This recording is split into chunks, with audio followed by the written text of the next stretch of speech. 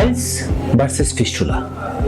Piles কি আর fistula, এই দুইটাকে অনেক সময় রোগীরা গুলিয়ে ফেলে যে কোনটা দুইটা সমস্যাই, যে পাইলসের রোগীরাও বলে আমার ফিস্টুলা হয়েছে, ফিস্টুলার রোগীরাও বলে পাইলস হয়েছে। তো এই দুটো আপনি আলাদা করবেন কিভাবে, সহজ ভাষায় শিখিয়ে দিচ্ছি কিভাবে বুঝবেন আপনি পাইলসে বা ফিস্টুলা হচ্ছে। পাইলসের রোগীদের ক্ষেত্রে সাধারণত পায়খানা রাস্তা দিয়ে রক্ত যায় এবং পায়খানা করার সময় তাদের তেমন কোনো ব্যথা হয় না। কিন্তু পক্ষান্তরে ফিস্টুলা রোগীদের কি হয়, তাদের পায়খানার রাস্তার পাশে সাধারণত দেখা যায় ছিদ্রের মতো থাকে, যেটা দিয়ে পুঁজ পানি বের হয়।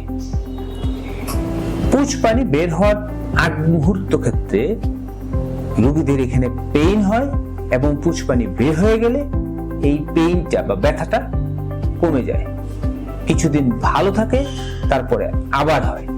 এটা হচ্ছে গ্রসলি পাইলস এবং ফিস্টুলা আলাদা করার উপায়। আপনার যে সমস্যাটা হচ্ছে সেটি জানিয়ে আমাদের কমেন্টে লিখুন, এবং যদি এই ধরনের সমস্যা থাকে আপনি নিকটস্থ সার্জনের পরামর্শ নিন। ধন্যবাদ।